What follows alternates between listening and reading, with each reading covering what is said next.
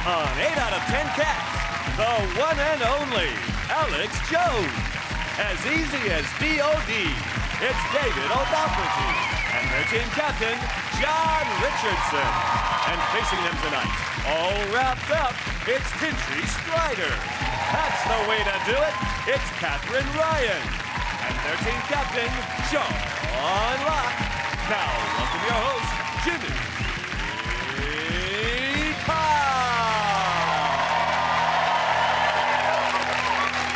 And welcome to 8 out of 10 Cats Uncut, a show all about opinion polls, surveys and statistics. Did you know, for example, 1.5 million Britons would like to be buried with their mobile phone? And if you answer it when you're sitting behind me in the cinema, you will be. 1 in 20 people have held a party for their cat's birthday. Even the cat's thinking, this is a bit tragic. And 22% of nightclub hookups are one-night stands. Yeah, who would have thought the guy you tugged off in a toilet cubicle 2 minutes after meeting him in Hollywood's nightclub Romford wouldn't turn out to be the love of your life? But if you are watching, Darren, call me. Right, let's get started.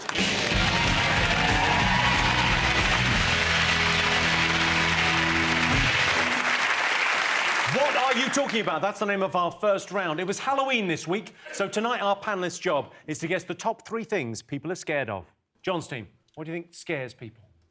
My attempts at being intimate. Aw, don't put yourself down. I'm not going to put myself down, but I'm just going to tranquilise myself. Your attempts at being intimate? Well, if I'm sexy with people, they find it frightening. Why? Could you just, give me a demo and I'll tell you whether I think it's frightening. Give us a little demo. Yeah, Alex is right there. Give her a demo. I don't mind. Go on.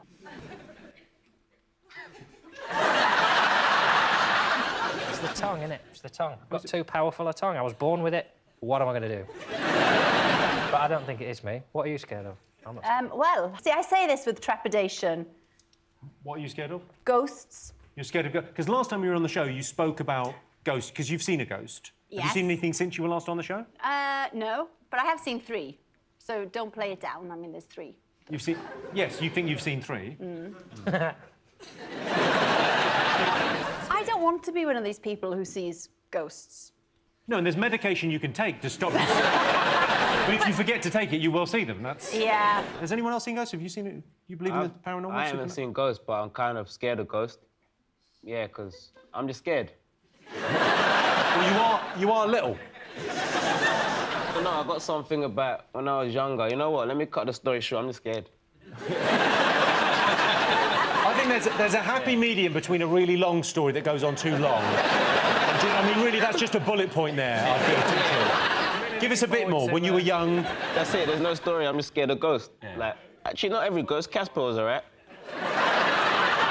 Yeah, Casper was a friendly ghost. Yeah. Are you scared of ghosts, Catherine? Absolutely not. And I promise you, ghosts are more afraid of you than you are of them. They're more scared of you than you are of them. I think that's spiders, isn't it? Oh, spider ghosts, spider ghosts, spider ghosts. Yeah. Holy shit. Do you know, Naomi Watts said that the ghost of Princess Diana visited her and gave her permission to make the film Diana. But I feel like if Diana came back, she'd be straight into Kate Middleton, like, fill your knickers with jewels and run.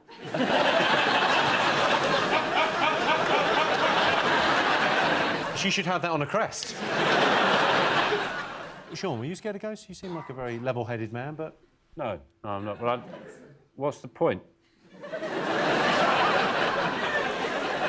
Yeah. But no, obviously there's no such thing as ghosts. Whoa. I tempt all the ghosts, all the demons, all the spirits, all the dark forces of the underworld. I tempt you now. Do your worst. Visit on me the 7 circles of hell. Visit me with your... Do you mind doing this when we're not here? Tinchy is scared. He's been through this. I think it's a bit much asking for a ghost, Sean, to appear on a TV show. There's certain scenarios in which you tend not to get a lot of ghosts. You know, you don't tend to get ghosts, say, on Argos. You never heard, the blue pens were all just flying. A number came up and I went to get the electric blanket and it wasn't ready yet. I hope there are ghosts. There are. Well, all right then. Good news for you, John. I would like to come back as a ghost. No, you wouldn't. You and I are having troubles. You would be... He'd be the most mundane ghost ever. Well, that surface could get slippy. Better dry it. No, you'd be a friendly cardigan wearing. I was going to be, but I think I know someone who's getting haunted. Well, I can tell you ghosts are not one of the scariest things, but if you see a ghost, there are 3 things you must do immediately. Number 1, put down that drink. 2, turn the lights on. And 3, stop making things up.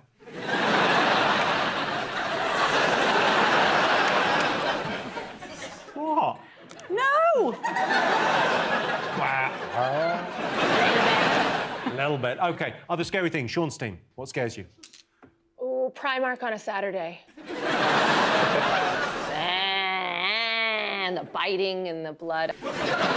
If you ever want to know what it's like to just have a true nightmare, drink a 2-liter bottle of Coke, just stand in the middle of a Primark. Your heart will be racing, and you'll never be afraid of ghosts again. It'll toughen you up. Don't go there, Gigi. Don't go, I don't think so. They'll take you to the place where they take all the children that have lost their parents. You'll be waiting there for ages.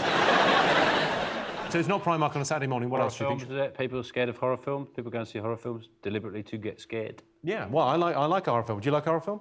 Not particularly, no.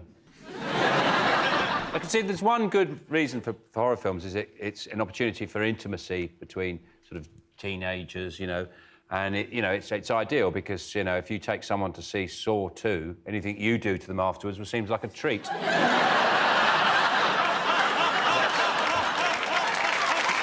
one reason for it. Tinky, do you watch horror films? Not really, you know. No, I don't watch. Not your thing? Nah, not my thing. I guess you can work out why I don't watch it. Why don't... No, I'll ask. Why don't you watch horror films? I'm scared. Simple as that, really. No, I don't really watch horror films. If it's on and I'm with people that are watching it, I'll watch it. But, like, what I don't want to be scared for. I sometimes admire the plumbing. You know, like they turn on the taps and blood comes out. You go, that's pretty good, isn't it? Or a shower and all blood comes out of the shower, or they've got a blood jacuzzi. Yeah, I think that's quite a lot of plumbing's gone in there. There's a plumber's gone in there. Do you watch horror films? John? Yeah. Do you? Oh, I love it. No, you don't. Oh, I love it. It's nice to be scared because then when it ends, that's the thing. You're scared and then it ends. You think, oh, well, at least my balls aren't getting electrified. That's not a horror film. But if 8 out of 10 Cats was a horror film, I would be the one stumbling through the woods crying, running away. I've worked out what it would be. Sean would be that you'd be the one I was running away from. I would find your house, think you were the nice guy, but then you turn out to be worse than him. I can't believe he's totally figured this out. And I was chasing you to warn you about Jimmy. That's the reason I was going, Dan! Dan!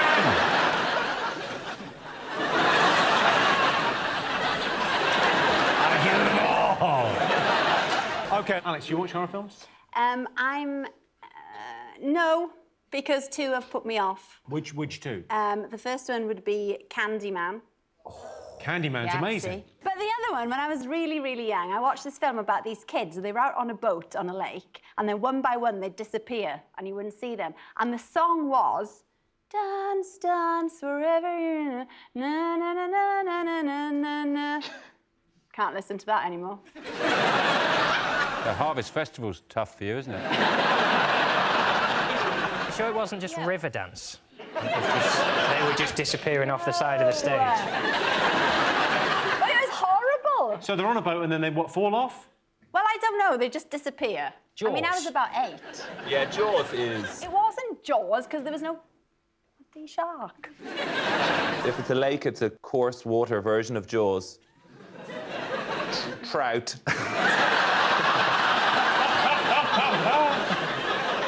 OK, let's have a look and see if it's up there.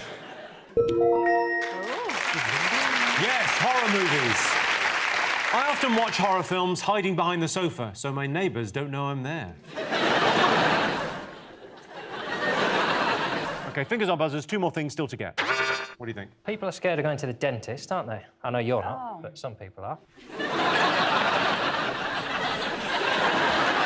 I was wondering about your teeth. Do you have are these for best, those teeth? Do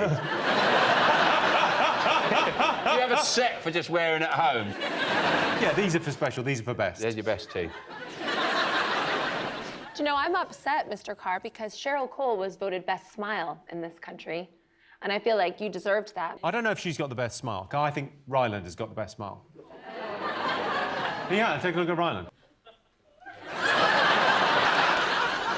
Is that real? Yeah, Armitage Shanks did his.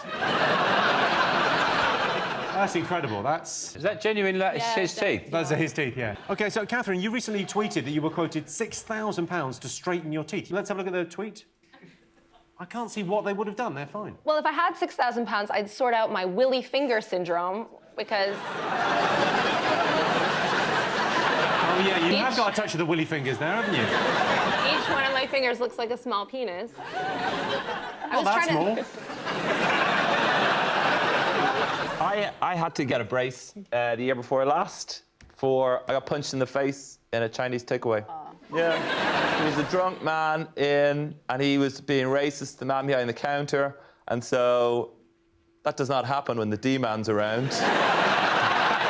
Sure, the enforcer. I told him to shut up, and so he swung, but he was so drunk, he went that way and fell over that way, and so I stepped back, and then he went that way, and he fell that way, and, like, this could have gone on for hours. But the man behind the counter, the victim, just looked up, had missed what had gone on before, and just saw two pricks fighting, and he jumped over the counter and punched me in the face. It knocked that tooth back a quarter of an inch. That's a good dental story, but not the best dental story. This is the best dental story. Last year, a dentist in Poland was treating her ex-boyfriend for toothache after he dumped her. She knocked him unconscious, knocked him out with the drugs, and then she removed all 32 of his teeth. Whoa. I imagine he said... Tinchy, are you scared of the dentist? No, I'm not. That's one thing I'm not scared of. Yay! We found it! OK, let's see if going to the dentist is in our top 3. Yes, going to the dentist. When I was a kid, I was scared of the dentist. He was a paedophile. Fingers on buzzers? Flying.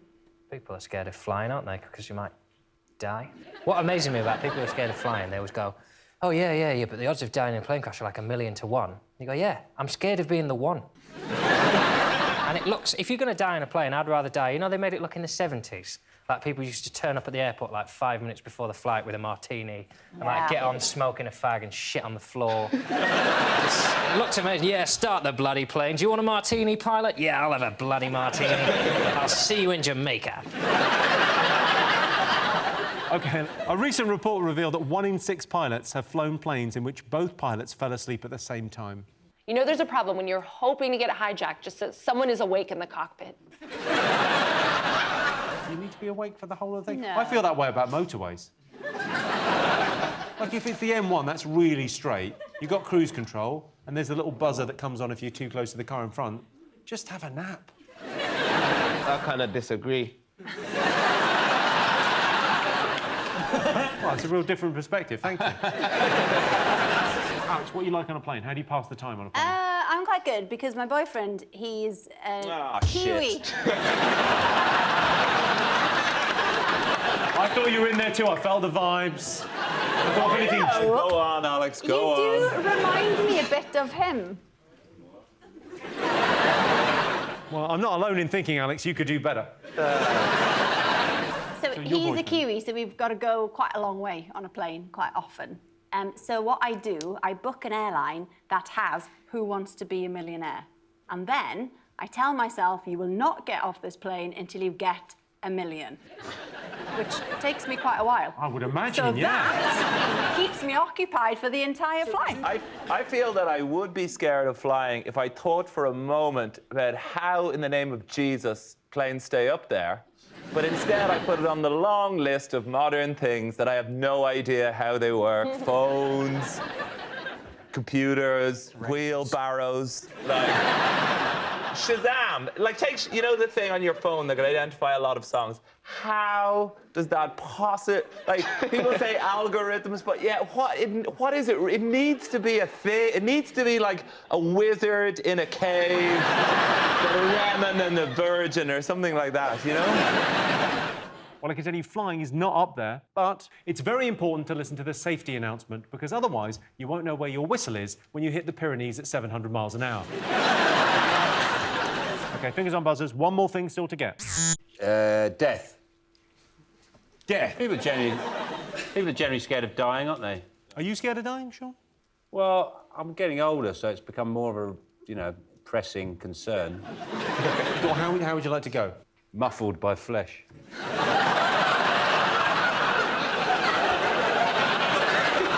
I'd like to be cremated and then made into pencils. When I'm dead. Is there lead in you? Stick around, baby, you might just find out.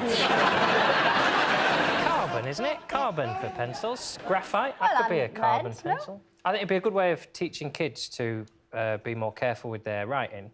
If, say, their pencils were made out of, like, dead relatives. If they made a mistake and had to rub it out, you're rubbing a loved one off the face of the earth forever. Yeah. Whereas if you don't make a spelling mistake, then you've turned Grandad into a lovely poem. You really understand the mind of a child, don't you? I think the thing about death, I mean, it's a scary thing for lots of people, but I think the idea of your own mortality can make you kind of do things in life. So take a look at this. Okay, so there's a truck getting towed, and it looks like it's coming at us, and my wife's asleep. So we're gonna see if we can scare her.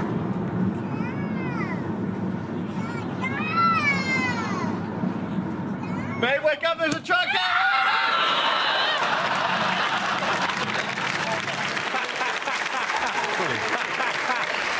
That is good. Tinchy, if you had to die, how would you like to die? Have you got any ideas? If I had to die, I don't know, maybe on a plane? On a plane? It's very few people's first choice. It's interesting. On a plane, like when you're going down, I feel like you're just like, I don't know, it's like a roller coaster ride. I suppose right until the impact, it's pretty good.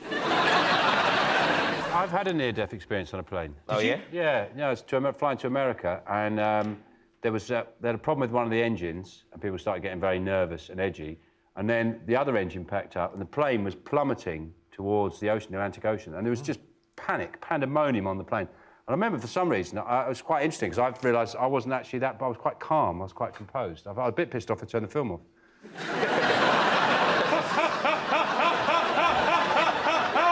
And there was a little old lady sitting next to me, and she was in a terrible state, and I felt responsible, and I was very calm. She was just, and I took her hand, and I brought it down onto the armrest, and I just looked in the eye, and I said, "Fuck you, old lady! We're gonna die!"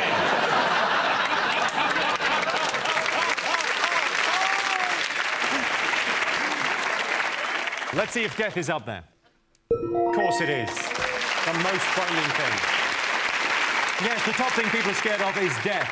Personally, I'd like to die as I lived, charging each funeral goer £25 plus booking fee.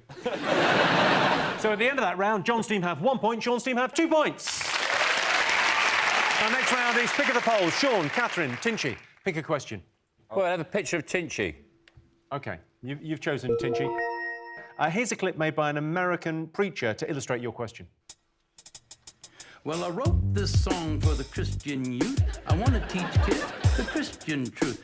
If you want to reach those kids on the street, then you gotta do a rap to a hip-hop beat. He's a life changer, miracle arranger, born to the virgin mom in a manger. Water to wine, he's a drink exchanger, and he died for your sins. Now I'ma pass the mic to my lovely wife. She's a fly MC and the light of my life. So to bust a rhyme without further ado, take it away, Mary Sue. If another MC says you're a freak, you're a lame butt rapper and your rhymes are weak, I don't get mad and I don't critique. I forgive him and turn the other cheek. If you do drugs and you think you're cool, you need to come to Sunday school. Put those drugs in a garbage can. Stand up tall, you're a Christian man. Word up. I'm freestyle. Hit me.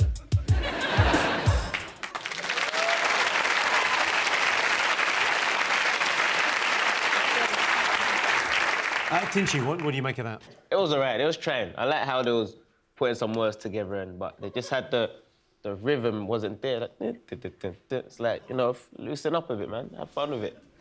I like the bit about turn the cheek. Yeah, that was the sexiest bit, I felt. Right, so here's your related question. Most people think rapping is harder than singing. True or false? I rap, so I'll say singing is harder because I can't sing. And I think rapping is easy. Have you ever tried rapping? I've never tried rapping because it would be the worst thing in the world. I think you should try as in now.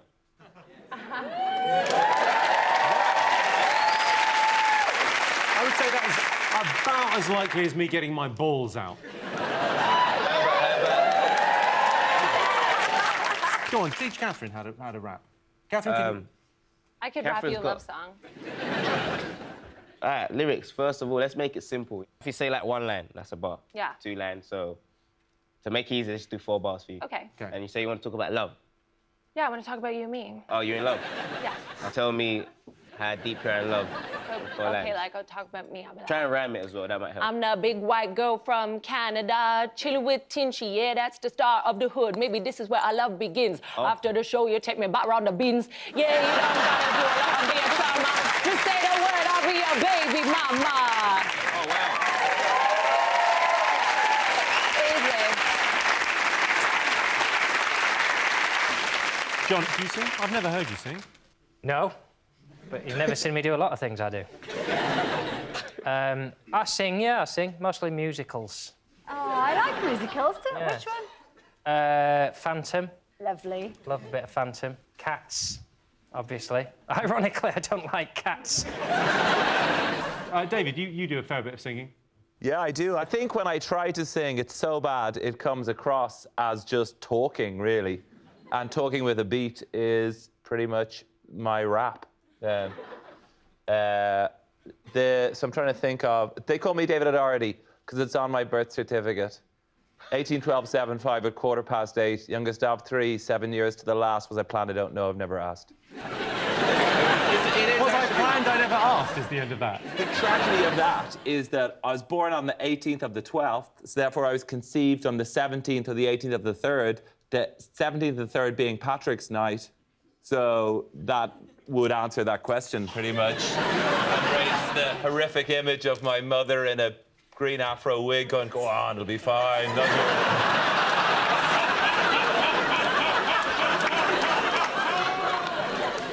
OK, so what do you think's harder, rapping or singing? I think obviously rapping, because you got to write it and do it, whereas singers, they just sing other people's songs, don't they? Some singers. Some people write their own songs. Yeah. What's your favorite song? Can you sing as well? Summer breeze! Make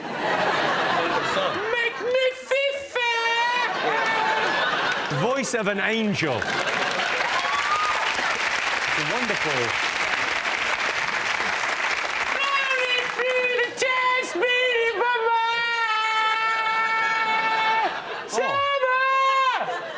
There's a tear, there's a tear. Yeah, I think I got my next beautiful. feature. Yeah.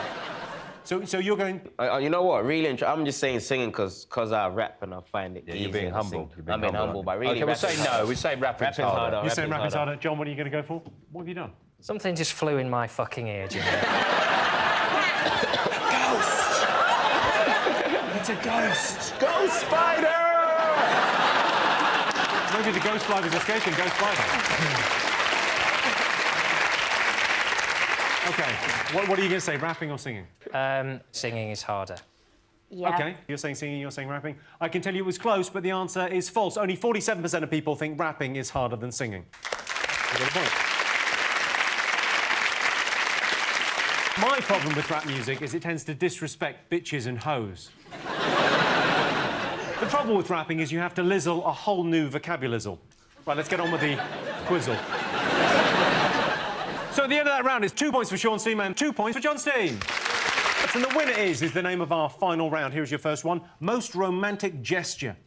What's the most romantic thing anyone's ever done for you, Alex? Taking me to Chicken Cottage. I did read about a man who took his fiancée to a hotel, and the plan was he was going to propose to this lovely girl. And so in the morning, he opened the curtains, and a year before, he'd planted these daffodils, and the daffodils spelt, "Will you marry me?" But imagine if there'd been a mole he didn't know about, and he'd eaten loads of the bulbs. And then when she pulled the curtains out, it just said, Willie... me. Willie me. He went, ah! bloody moles! What's the most romantic thing you've ever done, didn't you? Me? Yeah. I'm not really romantic like that. I kind of try and, you know, the whining and dining and all that. I skip that, go straight to the point. Catherine, what's the most romantic thing anyone's ever done for you? Well, I used to think cooking was really romantic till I saw how it turned out for the guy on Breaking Bad. My current boyfriend's very romantic. Right. But it's wasted on me. I'm a bit of a man. What? Yeah. Right, mate. Hey. John, are you a romantic guy? I will sometimes, for my girlfriend, I will not deliberately piss her off all day. That's quite romantic. But I'll do a thing if she says something like, can you turn it up a bit? I'll go, I'll turn you up a bit. And I will literally do that for every sentence she says. And sometimes I don't do that, because I'm a good guy. I need to learn from you.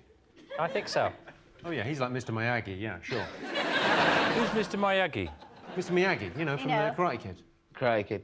No, I've never seen that. You've never seen the Karate Kid? It's been on, but I haven't really watched it. So you're in a room, the Karate Kid's on, but you look the other way. OK, David, most romantic thing you've ever done? Fart the music from Sonic the Hedgehog. No way, the whole thing? Certainly it sounded like the start of it, where we both just went, that was the Sonic the Hedgehog music! What was that second bit? Was that you making out with someone? Yeah. Can we have that again? Because we want to learn. Well, there's two classic sorts of making out. There's this. Oh, that was like Hannibal Lecter. I opted for the other one, which is this. Your tongue really flicks. It's got good tongues, actually. Maybe it's brush your tongue. No, sometimes you brush your teeth, you brush your tongue as well. Oh, yeah. Yeah. Just out of decency. You're not meant to do that all the time. Well, I don't. Oh.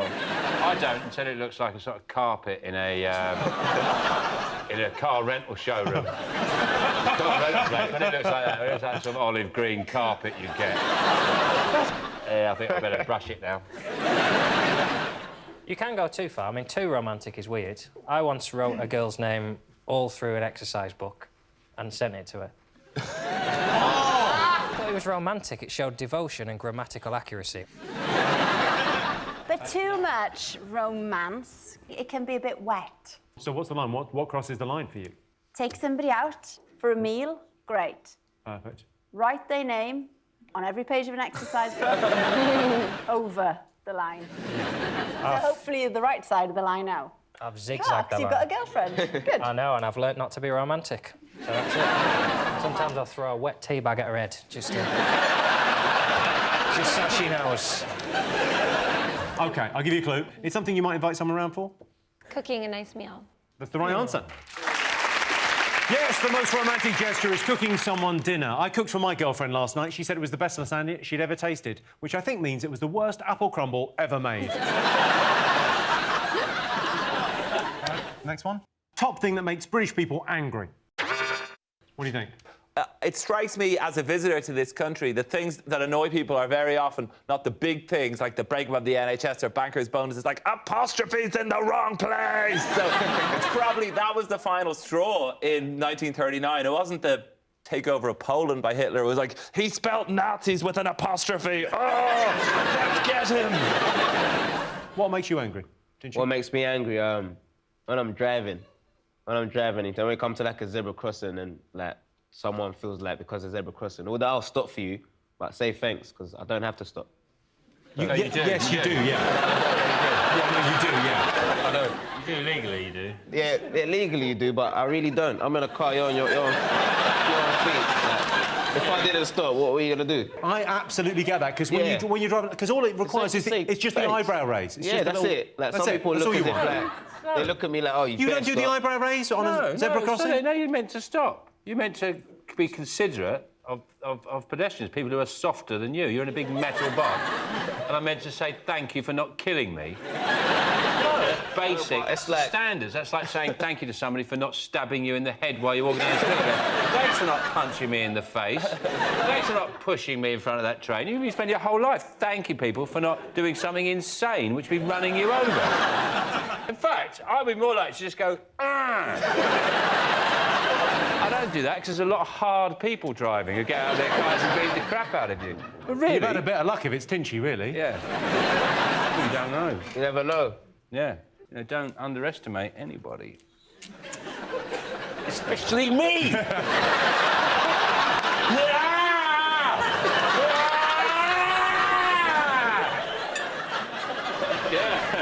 Oh.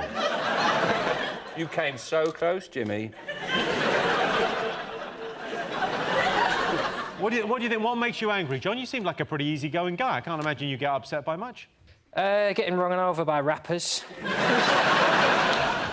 It's not having anything to get angry about, isn't it? It's nice to get angry. That's why we read papers in the morning. So before we've even finished our toast, we go, look at the state of that! What were you looking at? Stacey from Warwick. Ill-thought-out views on Britain's membership of the EU. Fair enough, have an opinion, but put your clothes on and then we can talk about it. OK, Alex, have any guests on the One Show annoyed you? There's been about 4. Let's name them. Come on, let's go down. How about no? One Direction. No, they're all right. Yeah, I mean, they've got about literally 115 people with them, choosing which ripped vest they're going to put on. And they're all right. They always make the right choice.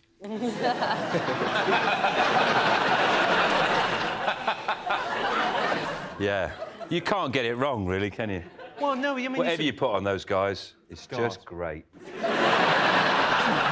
Whatever you're doing, guys, just keep doing it.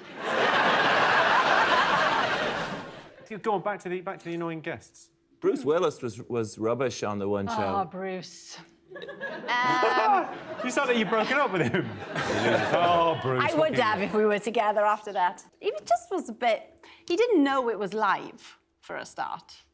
You could have told him. And then I did. In the first VT, I said, listen, Bruce, this isn't going that well. You're going to have to speak. To be fair, it's a difficult gig for him to get up for, I imagine. If he's come off the back of, like, a Hollywood film where he's blowing up helicopters, and then he's got to come off the back of a Giles Brandreth documentary about maggots. I'll tell you what, something really does annoy me is when you go into a jeweller's and they're selling loads of clocks and they're all different times. Yeah. Thinking, you're trying to sell me these clocks and you can't even be bothered to get them on the right time. Why would I buy a clock from you that isn't showing me the right time? That's all I want from a clock, is that it tells me the frigging time, and you want to sell it to me, you want to charge me money, and you can't be bothered to go like that. You've got a bloody nerve trying to sell me clocks, and you can't even prove... It's not a clock. If it's not the right time, it's not a clock. It's just some numbers. It's some numbers and some sticks moving different ways. It's not a clock. So don't... Next time I come in there, mate... I'm annoyed about that now. Did you see that CCTV footage of, like, some armed robbers? I'd love to go into a clock shop with balaclava and go, put all those clocks right!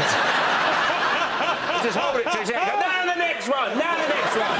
Right, I'm out of here. OK, what's the top thing that makes British people angry?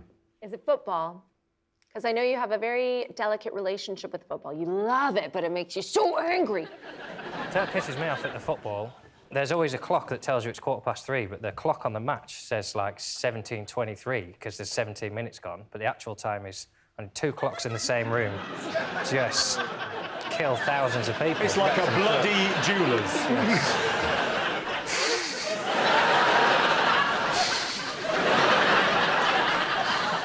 We wait till Series 16 to break out that face. OK, top thing that makes British people angry. It's people being unhelpful. Bad service. Yes, that's the right answer. Well, that sound tells me it's the end of the round and the end of the show, which means the final scores are John, Alex and David have 2 points, Sean, Catherine and Tinchy have 4 points. They're the winners. Thanks to all our panellists, our wonderful studio audience, and to all of you for watching at home. That's it from us. Good night.